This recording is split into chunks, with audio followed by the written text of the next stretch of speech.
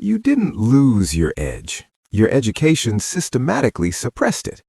Modern schools are designed for passive compliance, effectively capping your IQ through rigid testing and rote memorization. It is time to dismantle these academic constraints, reclaim your innate curiosity, and master the non-linear problem-solving skills that the classroom intentionally ignored. Act 1. The quiet frustration. There is a particular kind of stillness that happens when you sit down to learn something and nothing comes. Not tiredness exactly, not distraction in the obvious sense. It is more like a fog that settles just behind your eyes. You open the book or the article or the course, you read the first line, then you read it again, and somehow, after 10 minutes, you're staring at the ceiling wondering if you ever actually knew how to think at all. Most people interpret that moment as a personal failure, as laziness, as proof that they are simply not the type of person who reads, studies, focuses, or figures things out. But here's what that moment might actually be telling you. It might be telling you that your brain is not broken. It might be telling you that the entire framework you were handed for what learning is supposed to feel like was never designed for the way your mind actually works. That fog is not the absence of intelligence. In many cases, it is the presence of a mind that was trained for years to perform intelligence rather than practice it, and there is a profound difference between those two things. Act 2. The myth we inherited. We grew up inside a very specific story about what it means to be smart. Smart people raise their hands quickly. Smart people do well on tests. Smart people finish their homework without being told twice, sit still in rows, absorb information delivered by someone standing at the front of the room, and produce the correct answer on demand. That story feels so familiar that most of us never stopped to question it. We just quietly measured ourselves against it, and most of us came up short in some way at some point and filed that shortfall under a label: not academic, not a reader, not disciplined enough, not naturally gifted. The trouble is, that story was never really about intelligence. It was about compliance. When Benjamin Bloom began studying how people actually learn and retain knowledge in the mid-20th century, what he found was that a single standardized method of instruction, deliver content, test recall, move on, only reached about 30% of students effectively. The rest were not failing because they lacked ability. They were failing because the method never met them. He spent the remainder of his career trying to argue that almost any learner, given the right conditions, the right pacing, and the right kind of feedback, could reach genuine mastery, not a watered-down version of mastery, real depth. The education system heard this and built standardized testing instead. Around the same time, Howard Gardner was asking a quieter but equally radical question. What if intelligence is not a single thing? What if the child who cannot sit still but can dismantle and reassemble a machine by instinct, or the teenager who reads people with unsettling accuracy, or the student who hears a piece of music once and can reproduce it perfectly? What if these are not symptoms of attention problems or distractions from real learning, but entirely legitimate forms of human intelligence that the classroom simply does not have room for? Gardner called these multiple intelligences. The education system called them extracurriculars. Act 3. What they called weakness. Here's the quiet irony of how most of us were schooled. The behaviors that teachers flagged as problems, the daydreaming, the constant questioning of why something works the way it does, the inability to memorize facts that felt meaningless, the refusal to stay in the lines, these are not symptoms of a struggling mind. In many cases, they are symptoms of a mind that is searching for context, for meaning, for connection. Human memory does not work like a hard drive. It does not store isolated facts in neutral folders. It works through association, narrative, emotion, and pattern. When you ask someone to memorize information that carries no personal meaning, no connection to anything they already understand, no story to anchor it, you're asking the brain to do something it was never designed to do efficiently, and the brain, very reasonably, resists. What we called laziness was often the brain refusing to waste energy on meaningless storage.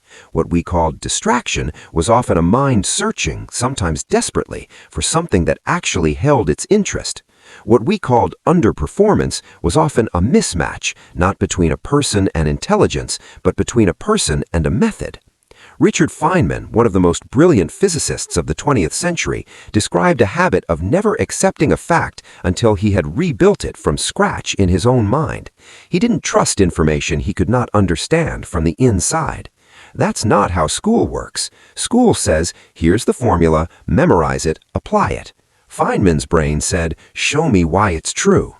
By conventional academic metrics, that impulse toward deep understanding could easily be graded as inefficiency, as difficulty following instructions.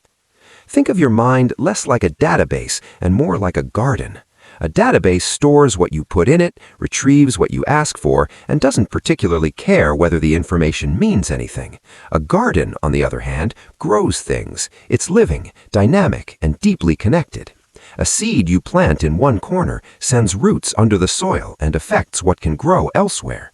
Things die back in certain seasons and return transformed in others. The gardener who tries to force year-round blooms by ignoring the seasons doesn't get a better garden, they get a burnt-out one. Your brain consolidates memory during rest, not during effort. It builds connections between ideas, not when you hammer them in, but when you step away and let them settle. The learning that feels like it disappeared overnight often has not disappeared at all. It has gone underground, being woven into deeper neural structure while you sleep, walk, or stare out a window. This is not a metaphor designed to make you feel better about procrastinating. It is a description of how memory consolidation actually works. The mind that never rests is not a strong mind. It is a congested one. Cognitive load, the weight of information your working memory is holding at any given moment, has a ceiling. When that ceiling is hit, nothing new gets in. The exhausted student cramming the night before an exam is not building knowledge. They are filling a bucket with a hole in it. What builds real, lasting, usable intelligence is something closer to the rhythm of a good athlete in training. Intense engagement, then recovery. Encounter the idea, wrestle with it, then let it rest. Return to it days later, not hours. The spacing is not laziness. The spacing is the learning. Act 5. What curiosity actually is. Somewhere between elementary school and adulthood, most people lose something they cannot quite name. It is the feeling of wanting to know something for no reason other than wanting to know it. The kind of interest that does not ask what this is worth, or how it will be tested, or whether it belongs on a resume. Children have this in abundance. They ask why until adults grow tired of answering. They follow curiosity the way water follows gravity, naturally, persistently, without needing to be told it is productive. Then we teach them that some subjects matter and others do not, that curiosity is appropriate in science class, but not in the middle of a math test, that wondering is fine as long as it leads somewhere useful. And slowly the wondering narrows.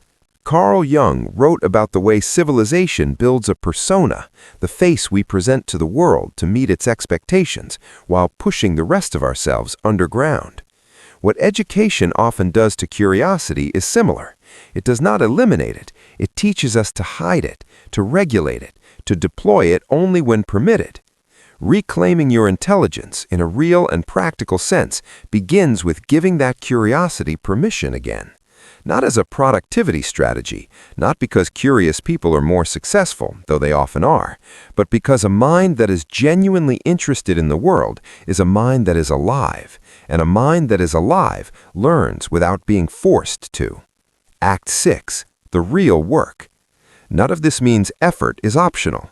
There is a version of everything said so far that becomes a comfortable excuse. My brain needs rest, so I will not show up. My curiosity has not been sparked yet, so I will wait. My intelligence is being suppressed by the system, so there is nothing I can do. Marcus Aurelius, writing to himself in private notes never intended for anyone else to read, returned again and again to a single discipline, doing what needed to be done, not because the world was watching, but because clarity demanded it. What he described was not hustle, it was not performance, it was a kind of quiet, consistent engagement with reality that did not require external validation to sustain itself.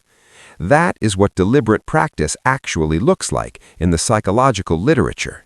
It is not more hours, it is more presence within the hours you have.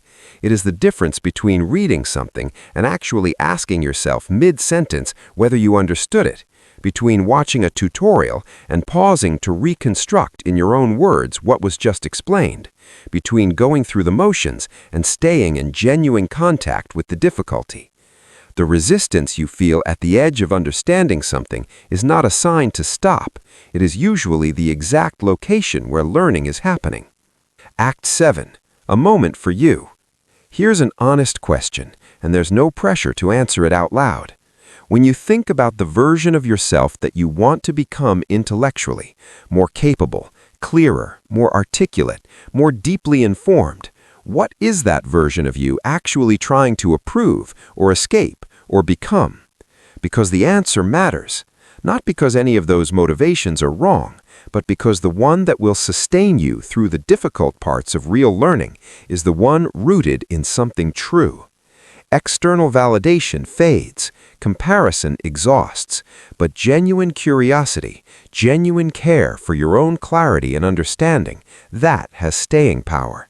You do not need to become someone impressive, you need to become someone honest.